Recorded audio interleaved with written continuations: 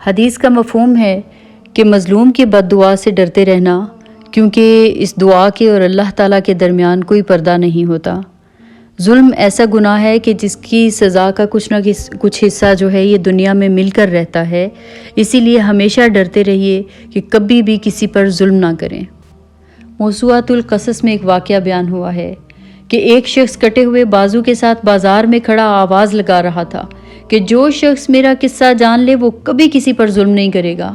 کسی نے اس سے پوچھا کہ بھائی تمہاری کیا کہانی ہے؟ تو اس نے جو واقعہ سنایا وہ کچھ اس طرح سے تھا کہ اس شخص کا تعلق پولیس سے تھا، وہ پولیس کا ایک عہدیدار تھا۔ اس نے ایک روز ایک مچھیرے کو دیکھا کہ جو مچھلی شکار کر کے لا رہا تھا، وہ مچھلی سائز میں کافی بڑی تھی۔ تو وہ شخص کہتا ہے کہ مجھے یہ مچھلی بہت اچھی لگی، اس کے پاس پہنچا اور بولا کہ یہ مچھلی مجھے دے دو۔ اور وہ مچھیرا کہنے لگا کہ مجھے مچھلی دینے میں کوئی اعتراض نہیں ہے، لیکن آپ کو اس کی قیمت ادا کرنی ہوگی، کیونکہ میرے گھر میں کھانے کے لیے کچھ نہیں ہے اور میرے بچے منتظر ہیں کہ میں ان کے کھانے کے لیے کچھ لے کر آؤں۔ یہ مچھلی میں نے بڑی محنت سے پکڑی ہے۔ تو وہ شخص کہتا ہے کہ میں نے جواب میں اسے مارنا شروع کر دیا اور مچھلی اس کے برتن سے زبردستی نکال لی، اور مچھلی کو پکڑے گھر کی طرف آ رہا تھا کہ اچانک وہ مچھلی تڑپی اور میں نے اسے مضبوطی سے تھام لیا۔ اسی کشمکش میں اچانک اس نے میرے انگوٹھے پر کاٹ لیا اور مجھے سخت تکلیف ہوئی۔ وہ کہتا ہے کہ جب میں گھر پہنچا تو درد میں مزید اضافہ ہو گیا۔ رات کا وقت تھا، میں نے سوچا کہ صبح کسی ڈاکٹر کو دکھاؤں گا، اور رات بھر جو ہے درد کی اتنی شدت رہی کہ اس شدت کی وجہ سے، درد کی شدت کی وجہ سے رات بھر نیند ہی نہیں آئی۔ صبح سویرے وہ شخص ڈاکٹر کے پاس گیا، اس نے اپنا زخم دکھایا تو ڈاکٹر نے کہا کہ یہ زہر سے بھرا ہوا زخم ہے، اگر تم عافیت چاہتے ہو تو فوراً اس انگوٹھے کو کاٹنا ہوگا، اور اگر تم نے اس میں ذرا سی بھی تاخیر کی تو پھر پورا ہاتھ کاٹنا ہوگا۔ وہ کہتا ہے میں نے فوراً کہا کہ اگر ایسی بات ہے تو پھر یہ کاٹ دیجئے انگوٹھا۔ ڈاکٹر نے اس کا انگوٹھا کاٹ دیا۔ وہ گھر آیا تو ہاتھ میں شدید درد تھا، درد بڑھتا جا رہا تھا، چین اور سکون ختم ہو چکا تھا۔ اگلی رات پھر بے چینی اور شدید درد میں گزری۔ صبح پھر وہ ڈاکٹر کے پاس گیا تو ڈاکٹر نے ہاتھ کاٹنے کا مشورہ دیا، کیونکہ زہر پوری طرح سے پھیلتا جا رہا تھا۔ اب اس کو یہ تھا کہ ہاتھ کٹوانے کے بعد جو ہے یہ درد کی شدت ختم ہو جائے گی، زخم ٹھیک ہو جائے گا، لیکن وہ زہر جو ہے مسلسل پورے جسم میں پھیلنا شروع ہو گیا۔ اس شخص نے چیخو پکار شروع کر دی، مدد کے لیے پکارنے لگا۔ ڈاکٹر نے دیکھا تو کہنے لگا کہ اب اس کا ایک ہی علاج ہے کہ تمہارا پورا بازو کاٹ دیا جائے، ورنہ زہر پورے جسم میں پھیل جائے گا۔ محلے کے لوگوں میں بھی اس بات کا چرچا ہوا، اور ایک شریف انسان نے اسے پوچھا کہ بھئی تمہارے درد کا سبب کیا ہے؟ تو اس شخص نے مچھلی کا جو واقعہ تھا وہ سارا اس بندے کو سنا دیا۔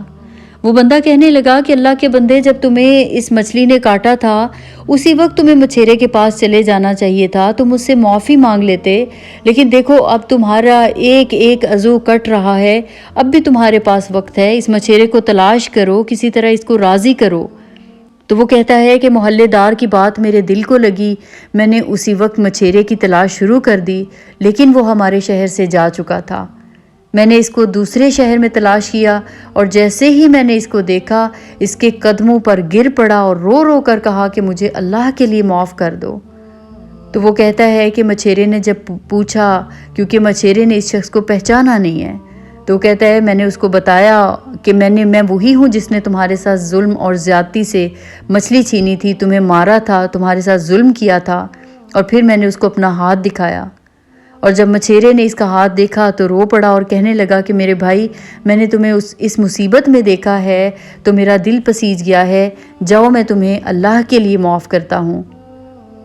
پھر اس نے بتایا کہ دیکھو جب تم نے مجھے مارا تھا، مجھ سے مچھلی چھین لی تھی، میرے گھر میں میرے بچے بھوکے تھے، اور تمہارے اس ظلم کی وجہ سے میرے دل سے جو بد دعا نکلی تھی وہ یہ تھی کہ میں نے دعا کی تھی کہ اللہ میں کمزور ہوں، یہ طاقتور ہے، اس نے اپنی طاقت کے بل بوتے پر میرا رزق ظلم اور قہر سے چھین لیا ہے۔